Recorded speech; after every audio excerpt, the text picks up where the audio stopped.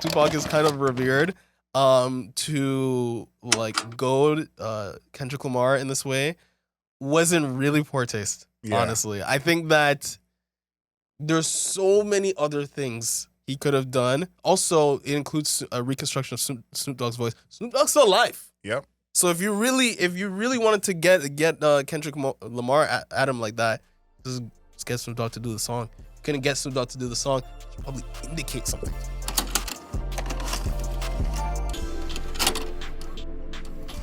Welcome back, people. It's Album Mode. Sound Bites, a part of the Album Mode podcast where we're talking about the music, the culture, and the internet, and how those three things intertwine to create the music culture that we have today. My name is Demar Grant, aka King Grant, aka The Bunny, and I am here with my esteemed co-host, co-creator, Adriel Smiley, aka AdrielSmiley.com, aka Mr. Smiley, aka The Godfather. Mm-hmm.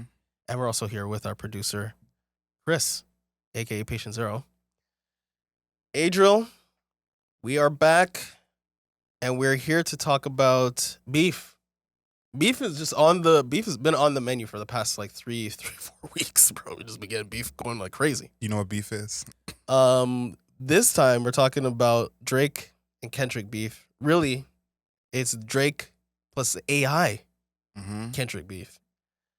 Drake has decided to employ the ghost of Tupac and the living ghost of Snoop Dogg. Snoop Dogg's still alive. Yeah. Everybody, just in case you people didn't know, Snoop Dogg's still alive. Yeah, gave someone a jump scare. Yeah. And Drake decided that, I'm assuming that he wrote the lyrics for the song. Confirmed he did.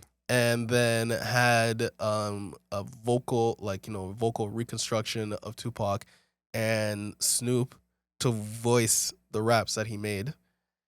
And he's released it. Not officially. It's on Instagram, on his reels, but he has released the song. It's called, I believe, Taylor Made. Yep, Taylor Made Freestyle. How are you feeling about just like this, everything, like the release? How do you feel about its existence when it first came out?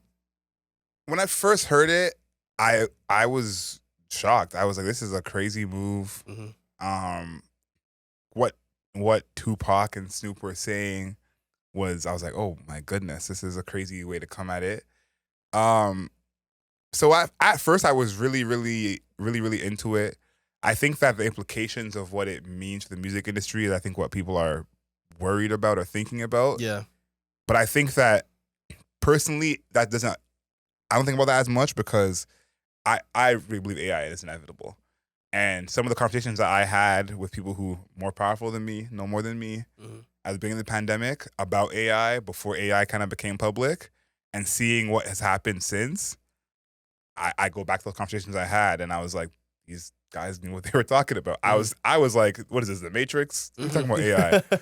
And so I think that in my mind, AI is more inevitable, that whether Drake did this or not, this is where things were headed in a sense. But I thought it was interesting as a move of him taunting Kendrick, where I'm like, you're really taunting Kendrick, where, you know, what, like, he can't drop, in a sense. Like if you're saying he can't drop because of Taylor, it's called Taylor Made Freestyle. If that's what Drake is saying, that Taylor Swift is the reason why Kendrick's not dropping, what does it do for you to taunt him again? So that was my only thing. But I thought, as like a strategic move in a rap beef, I thought that was good. Okay. So I thought when he released this, I thought it was funny initially. But then I did think about like the implications of, first of all, one of the largest artists on planet Earth using artificial intelligence in their music, like basically as like a cosign. And then using it to diss Kendrick Lamar. I get it. Like, I get it. It's like a second shiv.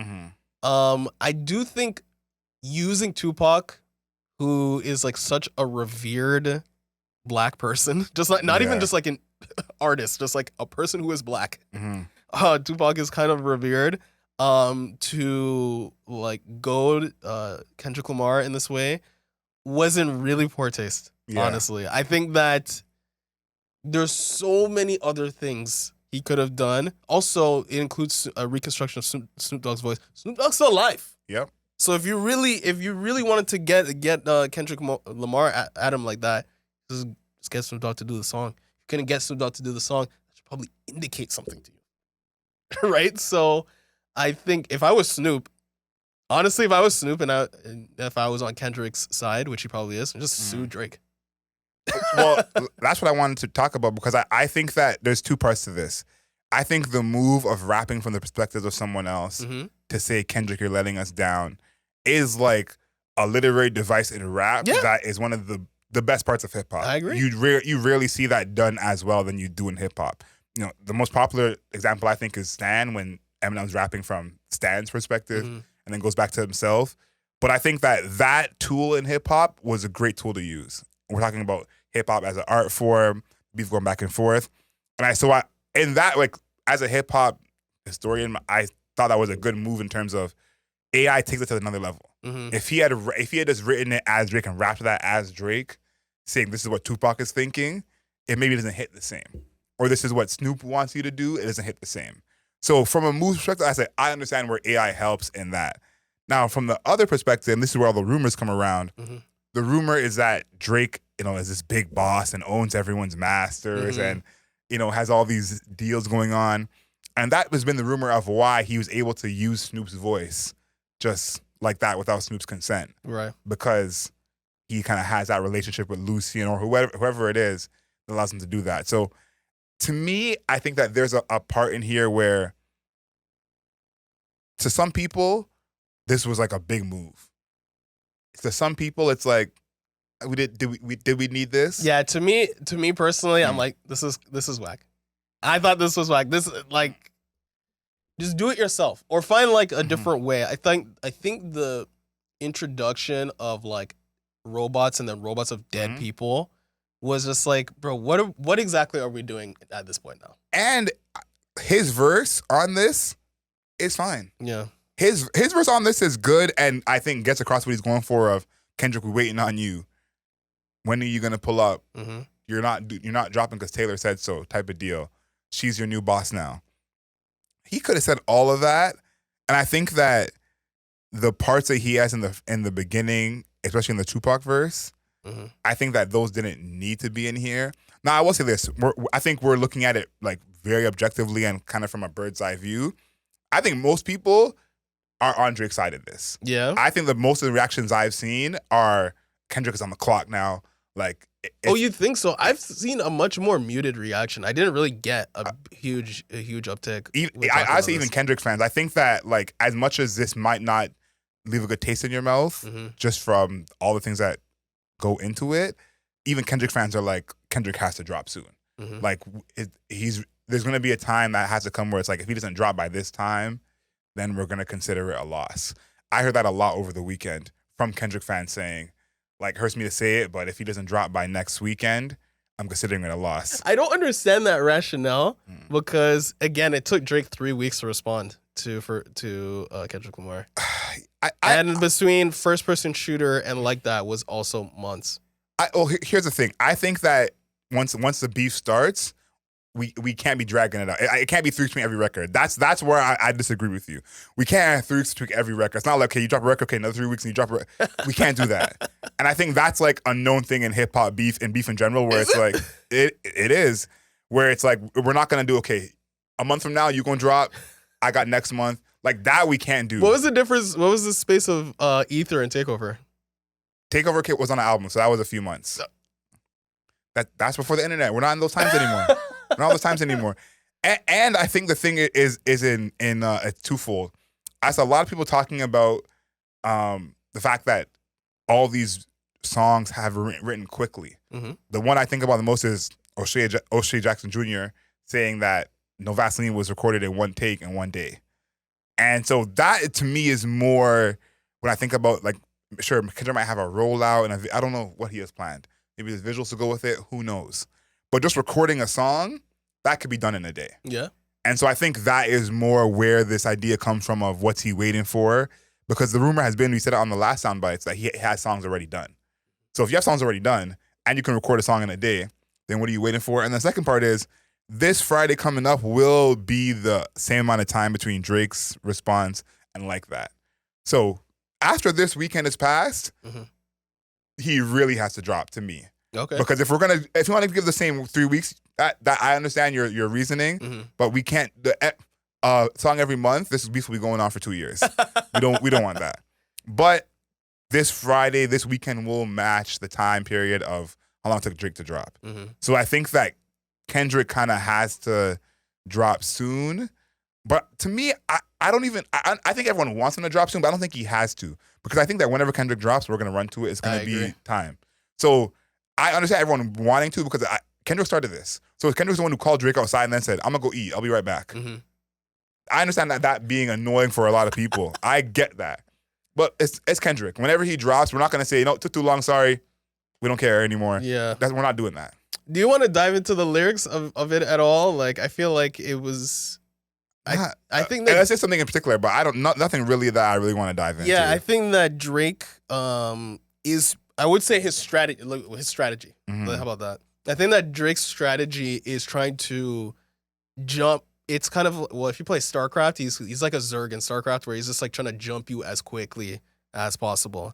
You know, before you're able to build up any sort of momentum, any sort of plan or anything like that, he's already trying to be on top of you, trying to like force you to do something that you don't, like any sort of move that you don't want to do. So that's why you saw, you know, the original song, right? And then he's like making fun of, you know, Metro Boomin for days. Then, you know, he's got DJ Academics being like 1 day since, 2 days since, 3 days since, 4 days since, right? And then now he has this this AI song, right? Again, trying to goad him. So Drake is trying to like, you know, he's like pushing him in the back, you know, trying to get him to do stuff. And I think that it doesn't look like it's working because I don't think he's being rushed whatsoever. I think that it's weird because it's weird in rap beef because like by the day, the perception of what everybody is doing morphs and changes. Yeah. Right? Like every day, we go from it's like, oh, Drake has to drop soon. Okay, Drake drops. It's like Kendrick's got to drop tomorrow. Then it's like 2 days, 3 days, so and then it's like he's got to drop next week. Is he gonna drop next week? And then Drake drops another song. It's like, and then this AI song, people are like, oh, it's kind of whack, or actually no, Kendrick has to come back out now. So like every day, the dynamic shifts, and now we're getting to the point where you're saying it's like, okay, if he doesn't drop by this weekend, you know, this is about the time from like that to Drake's release. Yeah. Everybody seems magically okay with that. But at the beginning, everybody was like, no, this has to be happening soon. Like, we got to do. But I said, like, every day that passes, like, there's a new dynamic. A new change, a new storyline. I think as well, there's a part of his diss where he says, talk about him liking young girls. That's a gift from me. Heard it on the Button podcast, so it's got to be true. He's doing the 8 Mile strategy of, I'm going to say it before you say it. There's two parts to that. I think that he's right to get ahead of it in the fact of he's showing his awareness. Yeah. Of I know what the people are going to say. I know what the thing is. So I think there's that part of it.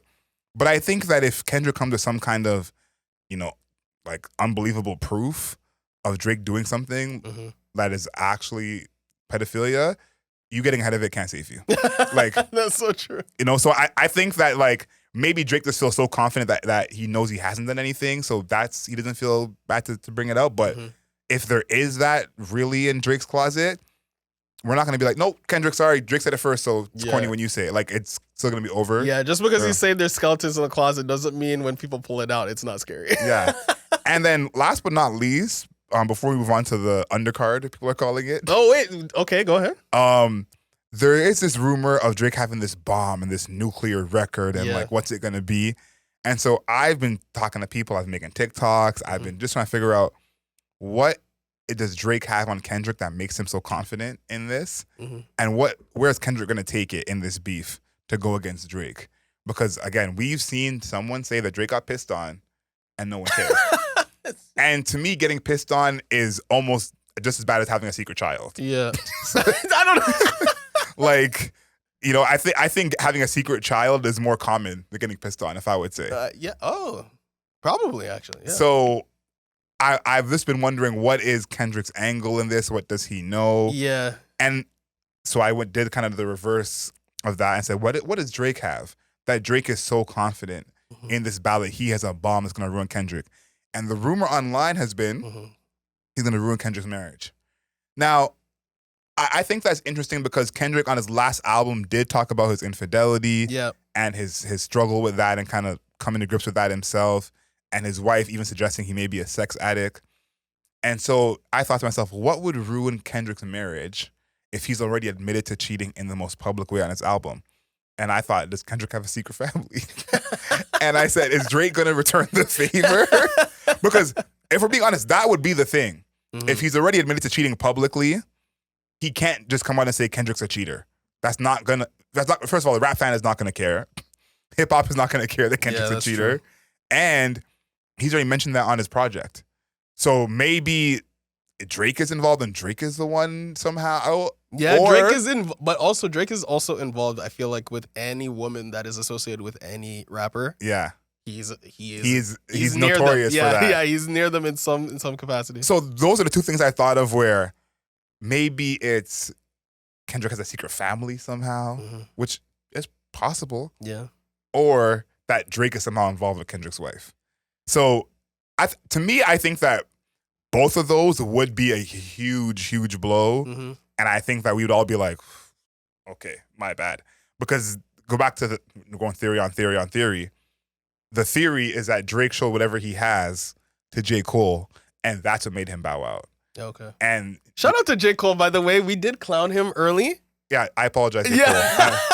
I'm sorry. I still listen to the album, so you got me. Yeah, we clowned J. Cole early, but it's looking very smart to step out right now because it's. I don't want to interrupt everything that you're saying, but the man who shall not be named has also stepped into the ring with the remix of Like That. Yes. Kanye West has decided I'm jumping in. Nobody tagged him in. He's just like, I'm jumping in. How do you feel about that? Him jumping in? Yeah.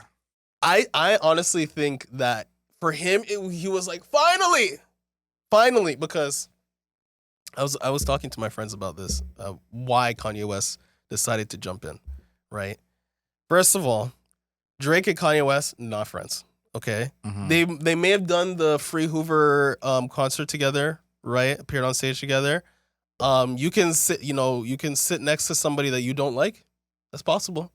You can work with somebody you don't like. That's also very possible, right? Even though that they had been beefing, allegedly it was squashed. You can squash a beef with somebody, but you can still be like, fuck that motherfucker anytime you see them, right? It's become latent beef, right? Yeah. So there's already that. Then Drake obviously is a threat to Kanye West's like supremacy of like hip hop, right? Drake's just like prevalence of just like being an artist, a massive artist, is a threat to Kanye West, whether or not he wants to acknowledge it or not.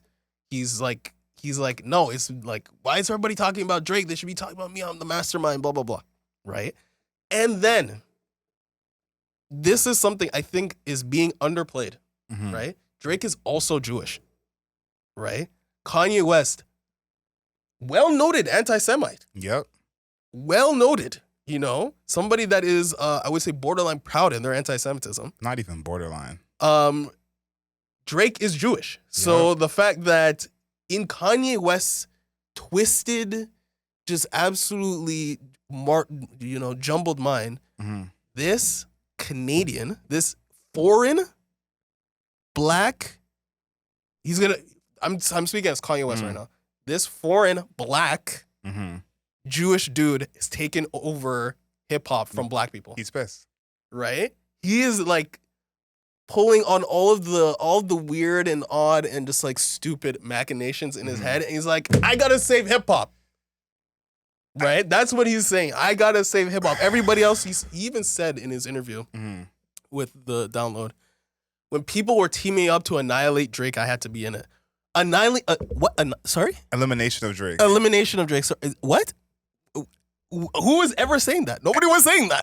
But this is the last thing I want to say is that I think what Kanye did, and I saw someone tweet this, they said, people thought adding Kanye was a good idea, forgetting that he's gonna spill everything. Yeah. And I think that a lot of Kendrick fans, like the Kendrick fans, as it also has happened, they're still holding on to the hope for him. They're like, he's still the boogeyman to me.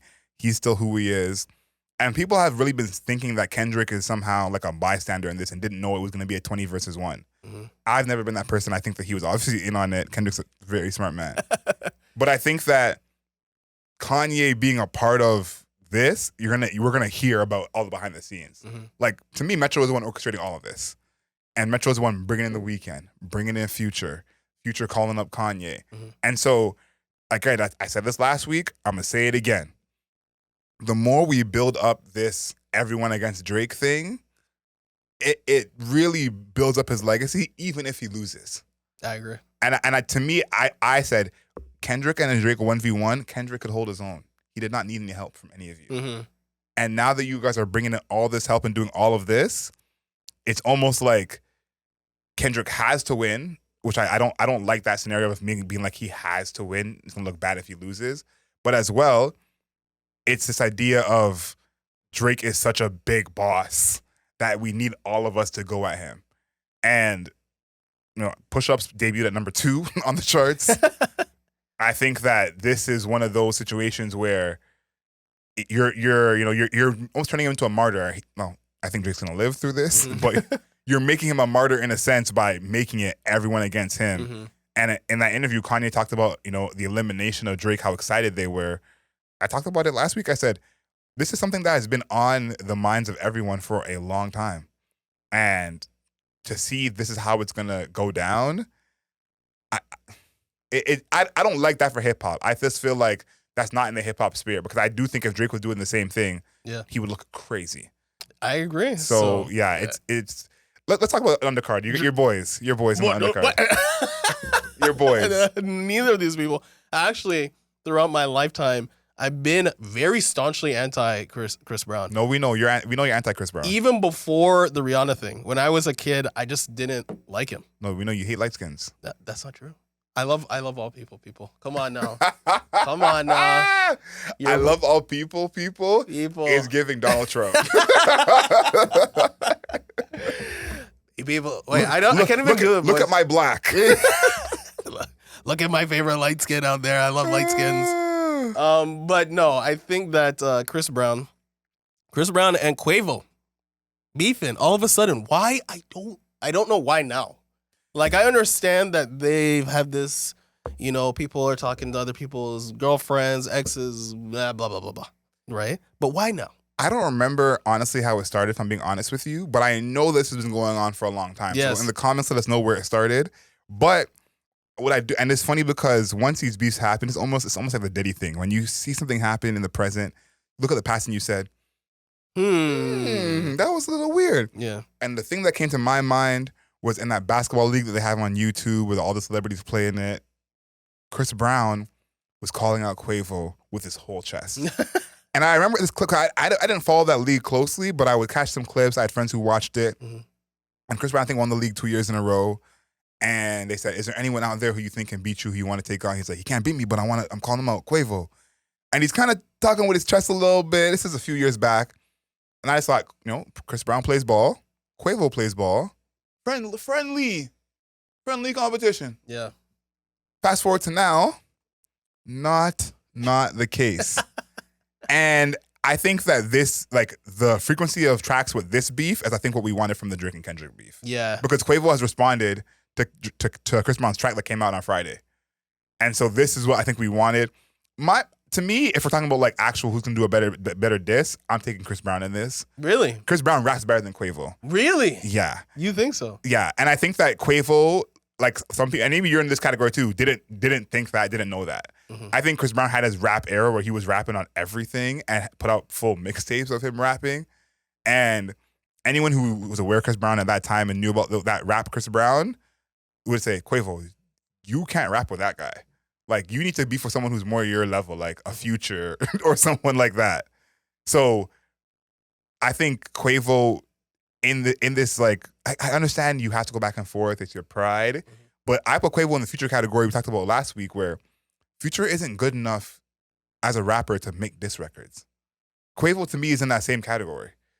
he's not good enough as a rapper to make diss records. I think he is, but it's gonna sound different. Like Quavo's style of music, first of all, because he is such a adherent to the triplet flow, makes it harder to understand what the fuck he's saying. You think Quavo's really good enough to make it? Yeah, I think any person.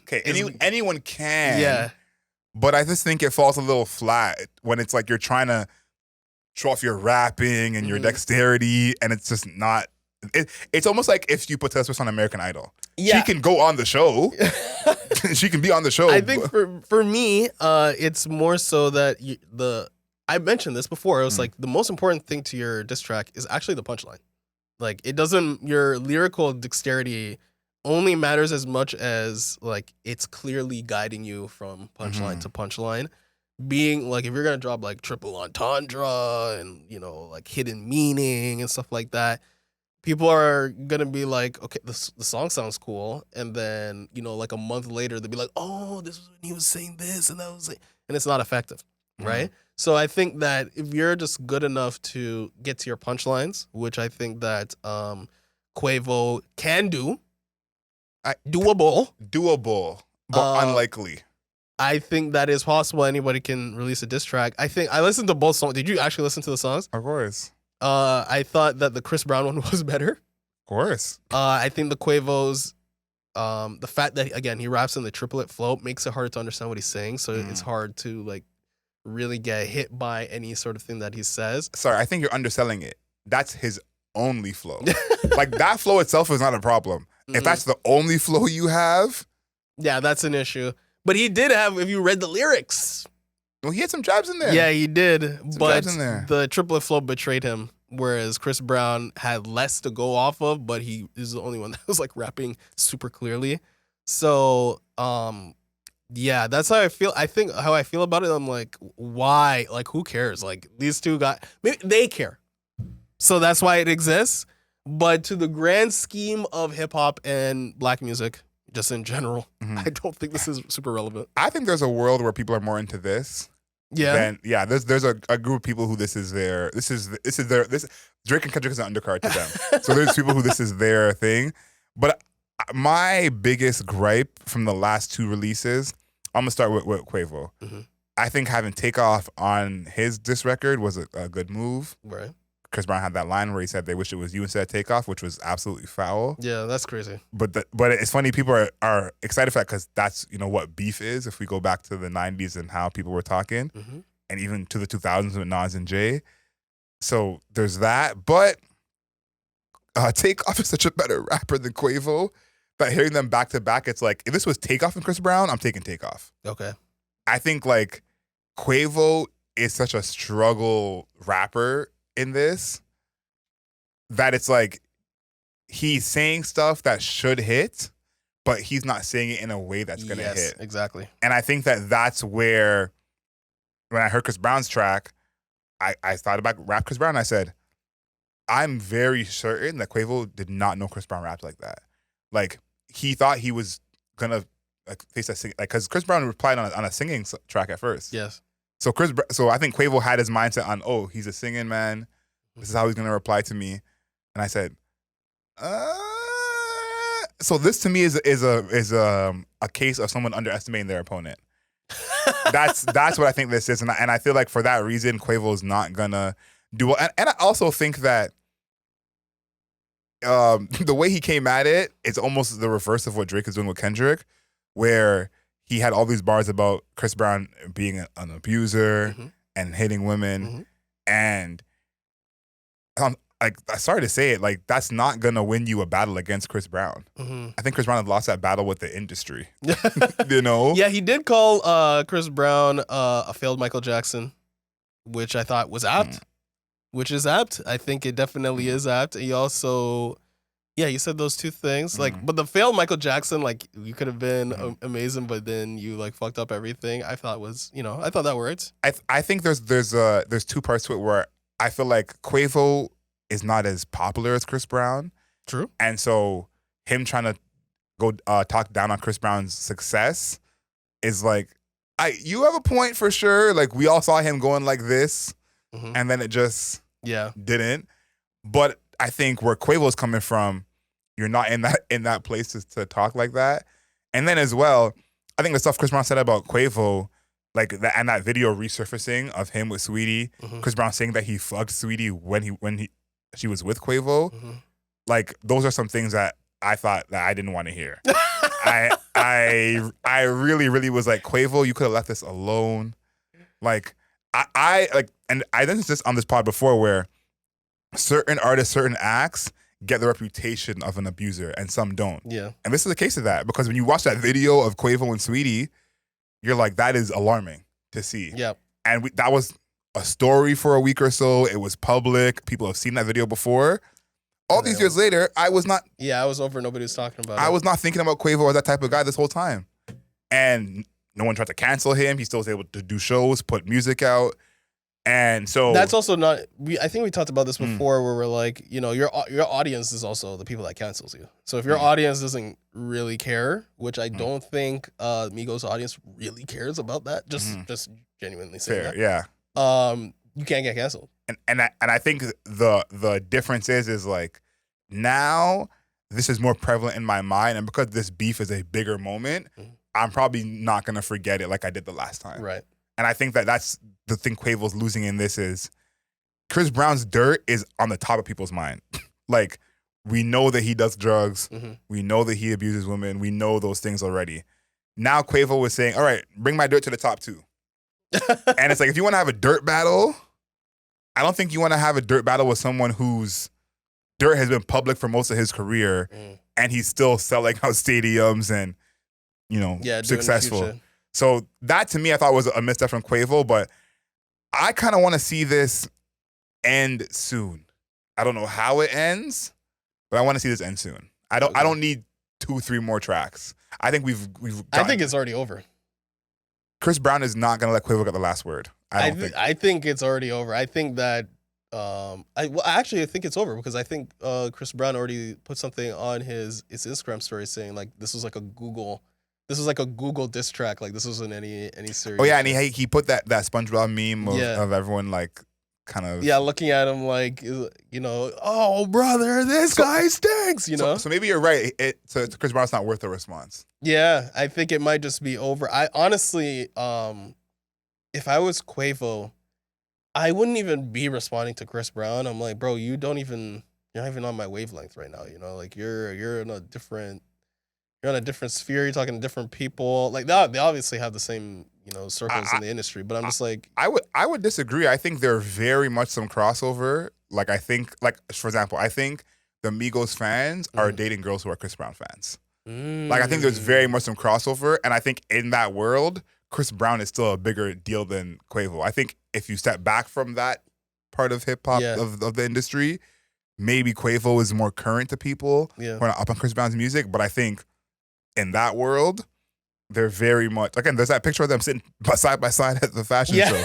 That's so true, it's like I think there is something there. Yeah, I think, you know, I think I'm also personally, I think I'm like, also I'm just like, Chris Brown is so detached from like anything that I care about. Not in your algorithm. Yeah, zero, like none. I'm so serious. Like I had to when you were talking about this, I had to Google it.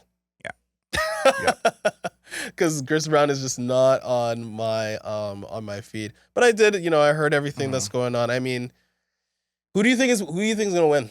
Chris Brown. Chris Brown. You think Chris Brown's gonna win? Yeah, he's the better rapper. He's the more popular artist. That's so crazy to say out loud. That he's a better rapper. Yeah. Cole Quavo's not really that good of a Maybe rapper. we'll clip this and see what people say about that, whether or not they think Chris Brown is a better rapper than Quavo. I don't think that's close, honestly. Yeah. Wow. Yeah. No. Okay. We'll see. Chris Brown can rap. Chris Brown can rap. Yeah. Okay. This will be the last question I have for you about this. Yep. Do you think Chris Brown, oh my God, we're still doing it, at any point gets inducted into the Rock and Roll Hall of Fame? No, I don't think so. Because I think by the time that he becomes like eligible, there'll be more women on the board that vote, and they won't vote for him. Yeah, I think you're probably right, and I think that's such an interesting case study. Yeah, I wonder. I think Chris Brown to me is a case study on how we treat violence against women in general. But that's another podcast. Yeah, I think by the time he becomes eligible, because he's still making music now, and he's only probably like 30 something. 33, 34. Yeah, something like that. he's not old. So by the time that he becomes like an old artist and stops making music and is like eligible to be inducted, the amount of women that get onto that Rock and Roll Hall of Fame board are just not gonna vote for his ass like that. I just don't think that's happening. Maybe his transgressions will be so far in the rear view, right, that people will forget it. But I feel like he's a lot like, he reminds me of like Pete Rose right now. Like he's just not getting in. Yeah. That's a good comparison. Yeah. I think. Yes, we'll see. We'll see. Maybe we'll still in the podcast by the time that comes up, but That would be a dream. we'll see. Now there are people who are getting in this year, Mm-hmm. 2024 inductees. Mm-hmm. I wanted to read a couple of the names because there's obviously people who it's a very big deal that they're getting in. Yep. Mary J. Blige, who's also still active, Yeah. album last year. Cher, Shout out to Cher. Dave Matthews Band. Sure. Haven't heard about them in a long time. Kool and the Gang, Ozzy Osbourne, and A Tribe Called Quest. Yep. Is there anyone out of that group who stands out to you of like you're excited that they're in or it's a long time coming? Shout out to Tribe. You know, Tribe deserves every single plaudit that they ever get. And also Kool and the Gang is just like a good historical, like we're talking about the Rock and Roll Hall of Fame, but Kool and the Gang is like a historical hip hop type of thing that's really important. It's important. Mm-hmm. So yeah, those are the two things. I mean, Cher. Shout out to Cher. One that stood out for me is Ozzy, I guess, getting in as Ozzy. That was Just by himself. Yeah, I think that was pretty interesting. I was Instead like, of yeah, like no, but he's already in. yeah.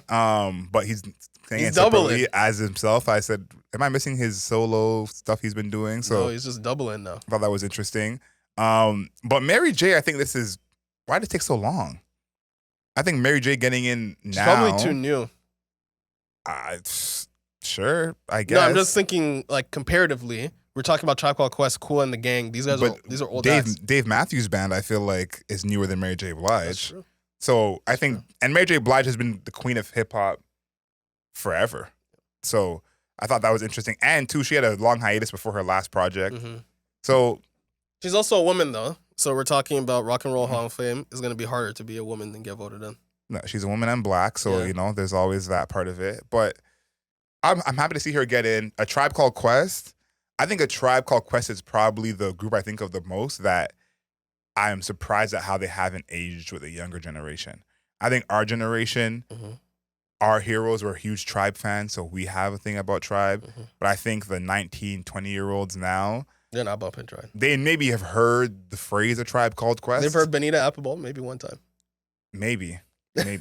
But they're not, like, I think about when Electric Relaxation was the theme song for the Wayans Bros. Yeah. And it's like that was just a part of my life at that point. So my thing about this is like I wonder how many these acts are all acts that I feel like people under 25 have, Mary no J. clue about. What? They'll at least recognizable. She's recognizable. Maybe because she's acting Yeah. and they've seen her in some shows, but I think that's highly unlikely. Yeah. Ozzy Osbourne's probably the most like if you saw him, you're like, oh, that's Ozzy Osbourne. I would say Cher. And Cher, yeah. I think Cher probably has a song out of all these people that you probably hear the most. Yeah, still. yeah. That's true. Yeah. So and, Cher. And she has her young man now. Big up Cher. That's questionable activities, but that's beyond the scope of this podcast for today. Yes. I want to thank everybody. I want to thank everybody for tuning into the Album Mode podcast, the Soundbites edition, where we're talking about the music, the culture, and the internet, and how those three things intertwine to create the music culture that we have today. I want to thank you, everybody, for tuning in and watching this episode, listen to this episode. Make sure you follow us on make sure you follow us on the internet. Where you follow us on Instagram at Album Mode Pod, TikTok at Album Mode Pod, Twitter at Album Mode Pod, YouTube. Subscribe to us on YouTube at Album Mode. We just got Album Mode there. No pod, just Album Mode. That's who we are. And make sure you follow us, comment, subscribe. I want to see people in the comments. Tell me how you feel about Cher and her latest boyfriend. That's how you're gonna end the podcast, fam? I want to thank everybody for tuning in. And Adriel, make sure you know yourself and know your worth. Later days.